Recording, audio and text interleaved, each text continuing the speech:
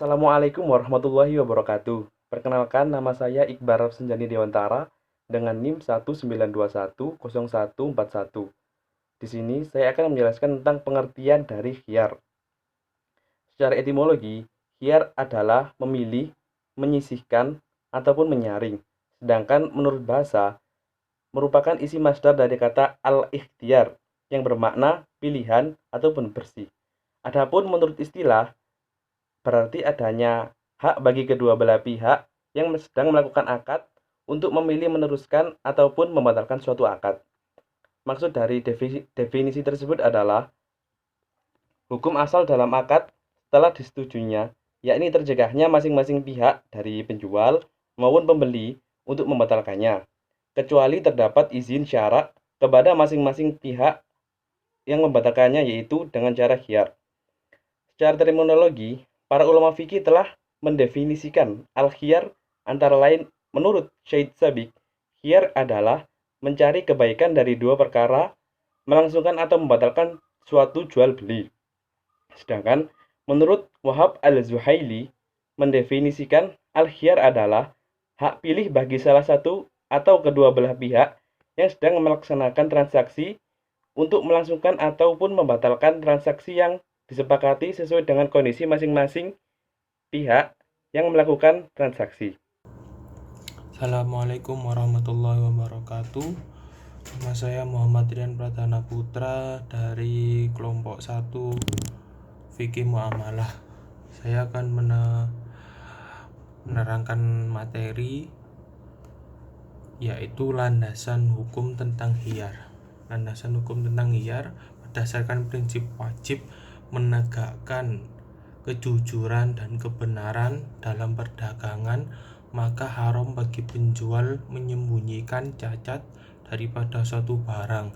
Apabila dalam barang yang akan dijual itu terdapat cacat, maka sang penjual haruslah menerangkan dengan detail apa saja kecacatan yang ada dalam barang tersebut. Menyembunyikan cacat dalam barang tersebut dengan sengaja termasuk penipuan dan kecurangan. Dalam menghindari penipuan dan kecurangan tersebut dalam Islam, kita telah mengenal yaitu dengan adanya prinsip khiyar dengan landasan hukumnya hadis sebagai berikut. Bismillahirrahmanirrahim. Hadasana Sulaiman ibnu Harbi hadasana Su'bah an Qatadah an Solihin Abil Khalil an Abdillah bin Haris rafa'ahu ila Hakim bin Hizam hadiyah Hakim bin Hizam radhiyallahu anhu qala Rasulullah sallallahu alaihi wasallam al-bayyani bil khiyari ma lam yatafarraqa aw qala hatta yatafarraqa fa in sadaqa wa bayyana burika lahuma fi bai'ihima wa in katama wa kadzaba muhiqat barakatu bai'ihima. Arti dari hadis tersebut, telah menceritakan kepada kami Sulaiman bin Harb, telah menceritakan kepada kami Su'bah dari Qatadah, dari Saleh Abu Al-Khalil, dari Abdullah bin Al-Harith, yang dinisbatkan kepada Hakim bin Hizam radhiyallahu anhu.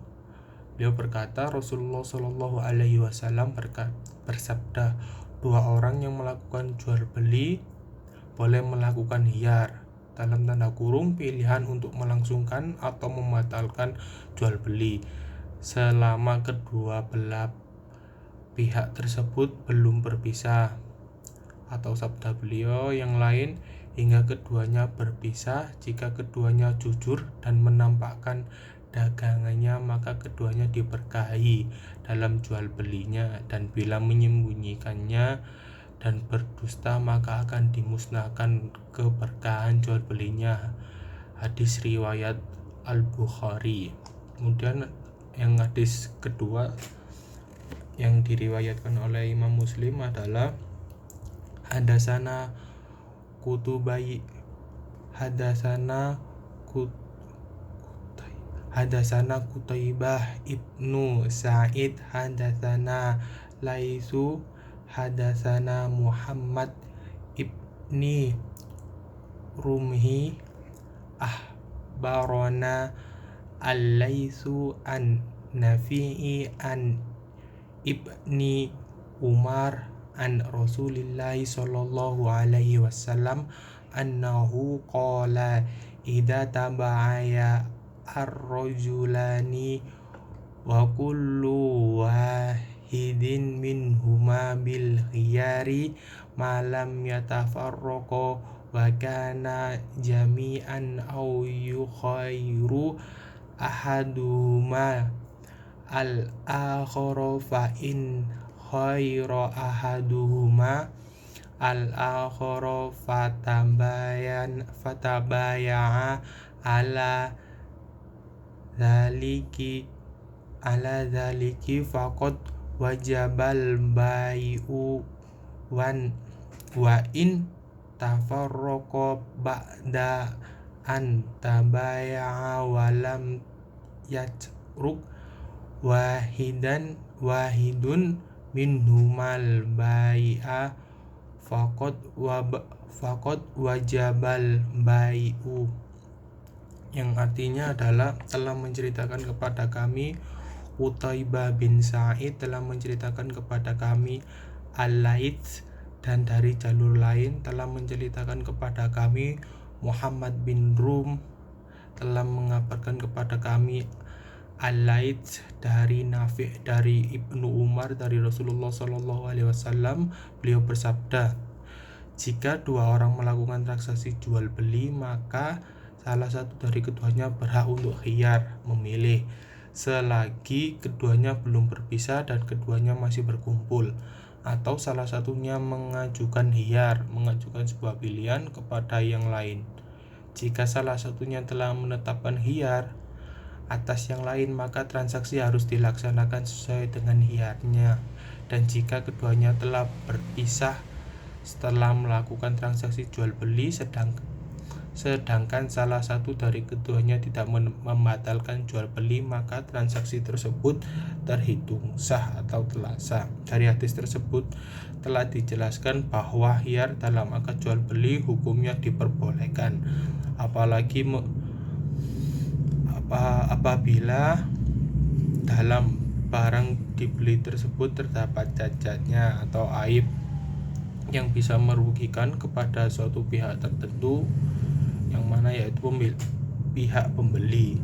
Hak khiyar ditetapkan oleh syariat Islam bagi orang-orang yang melakukan transaksi perdata agar tidak dirugikan dalam transaksi yang mereka lakukan, sehingga kemaslahatan yang dituju dalam suatu transaksi dapat tercapai dengan sebaik-baiknya.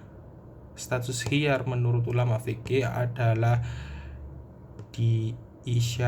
disyariatkan atau dibolehkan karena masing-masing pihak yang melakukan transaksi supaya tidak ada pihak yang merasa tertipu. Demikianlah landasan hukum daripada khiyar tersebut. Terima kasih, dan akan dilanjutkan oleh teman saya. Nama saya Maratus Solihah, NIM 172100059. Di sini saya akan menjelaskan mengenai macam-macam khiyar. Yang pertama ialah khiyar majelis. Khiyar majelis merupakan hak yang dimiliki penjual dan pembeli untuk meneruskan atau membatalkan sebuah transaksi jual beli selama kedua belah pihak masih di dalam satu majelis. Sehingga apabila kedua belah pihak belum terpisahkan dalam satu majelis, mereka dapat menentukan untuk meneruskan atau membatalkan sebuah transaksi. Namun apabila mereka sudah terpisah tidak dalam satu majelis lagi, maka tidak bisa transaksi itu dibatalkan ketika pembeli meminta uangnya kembali atau dengan cara mengembalikan barangnya. Contoh, apabila si A menjual membeli rukuh ke si B.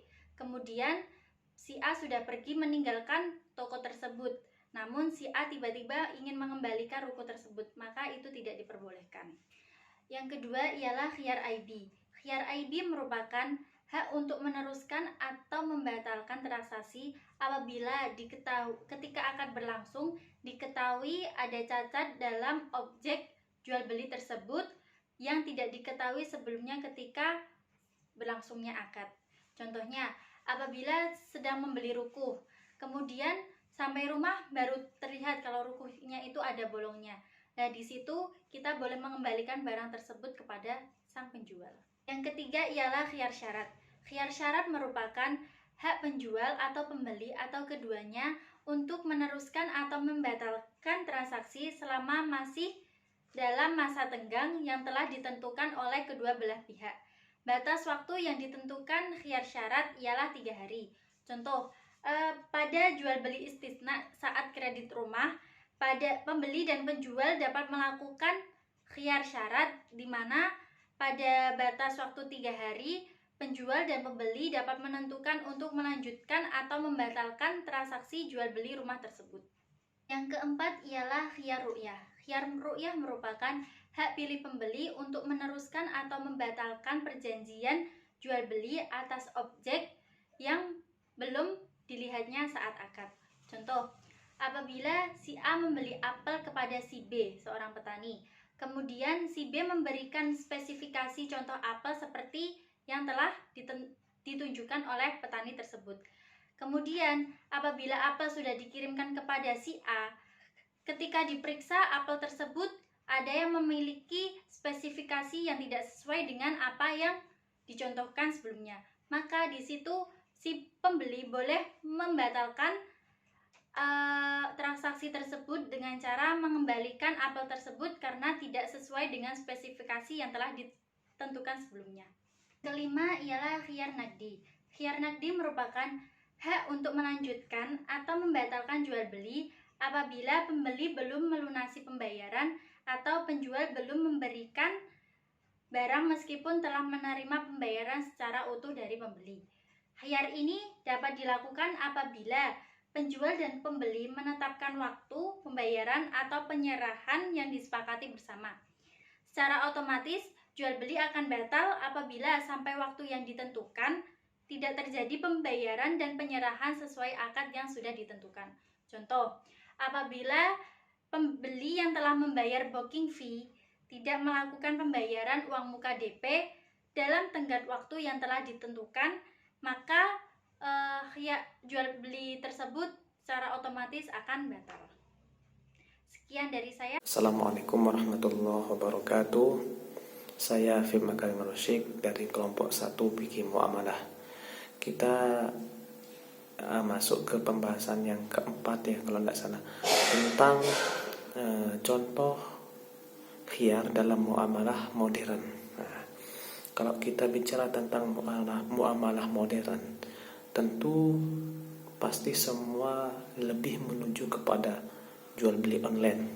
Nah, karena sedang marak-maraknya di zaman ini jual beli online, apalagi dengan adanya COVID ini, kadang orang-orang mau keluar itu was-was, jadi memanfaatkan teknologi yang ada zaman sekarang. Nah, kemudian bagaimana penerapan khiyar di dalam jual beli online ini? Nah, jual beli online juga memberikan suatu hak khiyar secara tidak langsung. Contohnya seperti khiyar majelis. Biasanya seperti dalam kita membeli suatu barang, tentu ada testimoni dari penjualnya. Pasti ada testimoni dari penjualnya. Kemudian sebelum kita memesan, tentu adanya komunikasi antar penjual dan pembeli. Nah, selama berlangsungnya transaksi pre-order dalam online shop dapat diartikan sebagai dua orang yang sedang melakukan perjanjian akad di dalam satu majelis. Nah, karena keduanya ini belum berpisah karena masih terikat akad dari awal pemesanan. pengerjaan barang sampai barang itu diterima. Nah, ini bisa kita artikan dengan khiyar majelis. Nah, kemudian yang kedua yaitu khiyar aibi, yang berlangsung dalam jual beli online dapat dilihat saat customer itu menerima barangnya. Apabila barang itu biasanya ada kesepakatan antara penjual dan pembeli, jika barang itu terdapat cacat maka bisa dikembalikan. Customer diberikan hak untuk memilih dan melihat barang-barangnya. Kemudian bila menemukan sebuah kecacatan, maka biasanya memberikan gantinya. Mungkin di dalam jual beli online itu dua khiyar ini yang lebih menonjol. Jadi saya cuma menyantumkan dua khiyar ini teman-teman. Cukup sekian dari saya. Assalamualaikum warahmatullahi wabarakatuh.